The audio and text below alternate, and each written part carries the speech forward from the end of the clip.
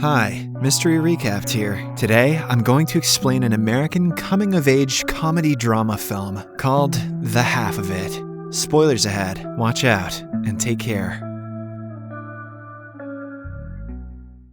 The film revolves around a smart and introverted girl named Ellie Chu, who lives in the remote town of Squamish with her widower father. She lives by the train tracks as her father works as a train master and a signalman. However, the budget is always tight, so Ellie spends her days making extra money by writing homework papers for her fellow students at high school. She also often gets picked on by the popular kids when riding her bike to and from school. One day, her English teacher finds out that she has been writing for the other classmates, but instead of scolding Ellie, the teacher thanks her for helping the class achieve good grades. That does make the teacher look good. She then encourages Ellie to apply to the prestigious Grinnell College, as she recognizes her potential. However, despite being unhappy in Squamish, Ellie plans to stay because she does not want to leave her father all alone. Later, during music class, we are introduced to one Astor Flores, who is dating the popular and wealthiest kid in town, Trig Carson. Here, it is clear that Ellie has some sort of attraction towards Astor, but she puts it off and focuses on playing the piano. On the way back from school, she is approached by a football player named Paul Munsky from her school. Paul is an inarticulate and weird individual who mysteriously exists. But no one knows much about him. He wants Ellie to help him write a love letter to his crush, Astor. In return, he is ready to pay double her normal charges. However, Ellie declines, saying that these types of letters should be written by oneself. Deep down, she doesn't want anyone to propose to Astor. She's mine, Munsky, you bitch. But the next day, after learning that her home's electricity supply will be cut off if they don't make a minimum payment of $50, Ellie agrees to write the love letter. In the day, the two sit down together and she reads his sample. She finds it to be very awkward, as Paul goes off topic too many times. Ellie addresses these problems with him, but Paul retaliates, stating that she wouldn't know, as she has never been in love. This pisses Ellie off, and she storms away, but not before promising to write the best love letter Paul has ever seen. Romeo, where art thou? I'm in Squamish. The same evening at home, Ellie and her father watch a movie together. Simultaneously, she is trying to write the love letter, but doesn't get any ideas. When nothing comes to mind, she uses a line from the movie they are watching. The following day, Paul gets the letter, and without giving it a good read, he places it inside Astor's locker. She does reply a few days later, but not in the way Paul had hoped. Astor taunts him for plagiarizing from a movie, revealing that she too is an avid reader and movie watcher. In response, Ellie writes that she often uses other people's quotes to describe how she feels about the world. If she understood what love was, she would quote herself. Astor resonates with her, saying that life can be very hard sometimes. In this way, the two begin a heartfelt correspondence through letters. The only catch being that Astor believes she is communicating with Paul. She often feels alone and left out because Trig and her friends think she is boring. However, after unknowingly conversing with Ellie through letters and texts, she begins to feel understood and accepted. One day, Paul and Astor are set on a date, while Ellie listens in on their conversation. As expected, their date is a disaster, as Paul is unable to communicate with her like in the text messages and letters. The next day, Ellie meets him and expresses that they should stop trying now. She believes that the more they lie and deceive Astor, the more difficult it will become to convince her. However, when Paul defends Ellie from some bullies on the way back home, she changes her mind and decides to help him again. This time, she intends to use a different approach. Over the course of the next few weeks, Ellie teaches Paul about art, literature, and other things that interest Astor. During this time, the two get to bond and know a lot about each other. They also open up about their family struggles. It turns out that Paul's family has been in the sausage industry for as long as he can remember, and they want him to continue with the business. Mom, Dad,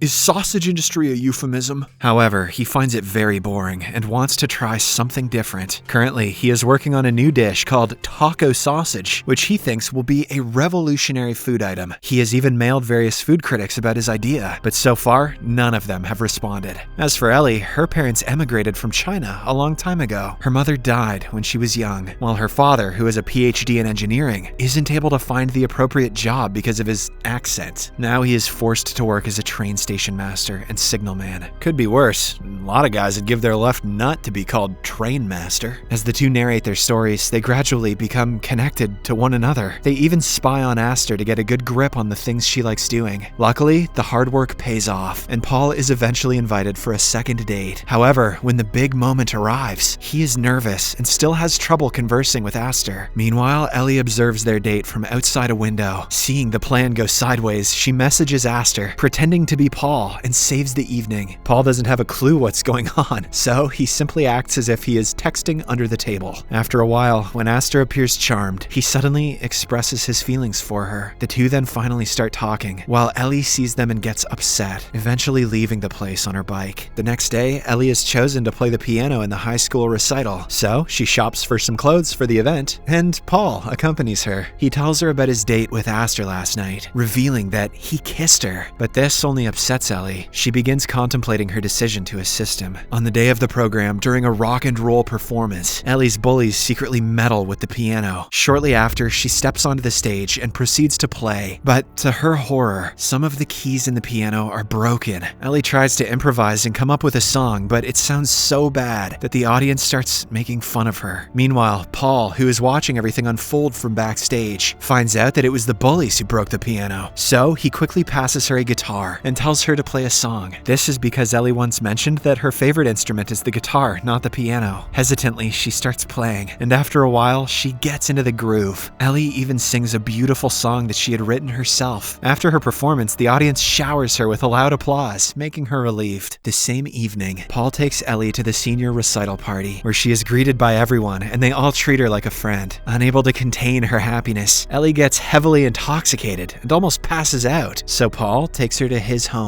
After he lays her down to sleep, Paul goes through her bag and finds several letters. They have been addressed to popular food critics, presumably about his sausage creations. This makes Paul very happy, and he starts liking her even more. Unfortunately, the next morning, Aster arrives there and finds Ellie in Paul's bedroom. The two have an awkward conversation, where Ellie explains that she was simply passing by to drop some books off. She also reveals that Paul is head over heels in love with Aster, which finally relieves the latter. As the two girls continue talking, they bond over their shared interest in art and literature, so they decide to spend the day together. Anyone else feel like this is headed for a threesome? At first, Ellie takes Aster near the train tracks and demonstrates her father's job as a signalman. Don't be humble, Ellie. He's a train master, damn it. Then they hop into Aster's car and reach a hidden hot spring in a secluded forest. Once there, Aster undresses and jumps into the spring, while Ellie is ashamed to look at her. But after a bit of convincing, she also joins in and enters the water with her shirt on. The two share an intimate conversation, where Aster opens up about her conflicting feelings for Paul. She also reveals that she heard her boyfriend Trig talking to her father about marrying her. In the evening, after Aster drops Ellie off at her home, she meets Paul while he is taking out the trash. It turns out that he has started bonding with Ellie's dad and regularly helps with the housework. Aster asks him if he believes in God, to which he says yes. Suddenly, she pulls Paul in for a kiss, but after it is done, neither of them seem that thrilled. Ellie witnesses this from her bedroom window and becomes upset. However, this gives her renewed motivation to do something in life, so she dusts off the old Grinnell college application that she had put away. The next day, Paul has his football game, so both Ellie and Aster show up to support him. However, despite his kiss with Aster the previous night, he is more excited to see Ellie. He even wins the game for his mediocre team by delivering a brilliant performance. After the game, Paul approaches Ellie, and it is revealed that he has developed feelings for her. So he takes his chance and leans in for a kiss, but she brutally rejects him. To make matters worse, Aster walks in on them. Ellie tries to explain the situation, but she doesn't hear any of it and storms out angrily. Seeing the look in her eyes, Paul realizes that Ellie is in fact in love with Aster. He tries to warn her that it is a sin and that she will go to hell for it, but Ellie, being an atheist, could care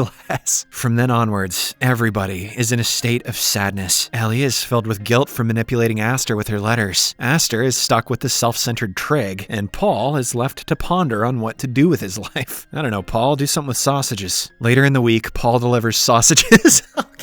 Oh my god. Later in the week, Paul delivers sausages to Ellie's home, where he meets her father. The two have a heart-to-heart conversation about love. Paul then comes to terms with accepting who Ellie is, and to love her in a different way. One day, everyone is gathered at a church. Paul is with his family. Trig and Aster are together, while Ellie is on the piano to play some hymns. Shortly after, Trig gives a short and self-absorbed speech about how nice his girlfriend Aster is. After the speech, he shockingly proposes to Aster in front of everyone, and she hesitantly says yes. Ellie immediately jumps to her feet, and before she can confess her love, the priest abruptly cuts her off. A few seconds later, the priest is also cut off, as Paul stands and gives a speech about love. He mentions that pretending is not a part of love, and that no one should fake it. Seeing Paul's courage, Ellie also shares the true meaning of love, using her words from a previous letter she had written to Aster. This makes Aster realize that she has been communicating with Ellie through the letters and texts all along. Enraged, she vehemently slaps Paul for lying to her before storming out of the church. The movie then cuts to several weeks later, where Ellie is in the kitchen with her father. They are cooking some dumplings, as Ellie is soon leaving for Iowa. She has finally been accepted into Grinnell College. However, she doesn't want to leave things unresolved with Aster. It turns out that Aster's been keeping a low profile ever since the church incident. Despite this, Ellie manages to track her down to a restaurant where she works. She then apologizes for writing the letters pretending to be Paul. Aster responds by saying that deep down, she did probably know the truth about it and considered the possibility of Ellie being a lesbian. With this, the two reconcile and playfully tease each other. Before leaving, Ellie even kisses Aster and tells her that she will see her in a couple of years. Later, Ellie prepares to leave Squamish. Before she boards the train, Paul sees her off at the platform. He tells her that his sausage recipes have received good reviews from a lot of people, and it's only a matter of time before he gets a large contract. Move over, Warren Buffett. Here comes Wiener Buffet. He also promises to keep visiting her father and keep him company. Finally, Ellie boards the train, and as it pulls away, Paul runs beside it, mimicking the old romance movie that they had watched together. She calls him an idiot and laughs at his silliness. But as the train gains speed and leaves Paul behind, Ellie turns around as tears run down her face. The movie ends as Ellie observes the passengers around her as she goes off to start a new journey in her life. Move over, Bezos. Here comes Chorizos. Subscribe for more videos like this, turn on notifications, and leave a like to help the channel out. Thank you for watching.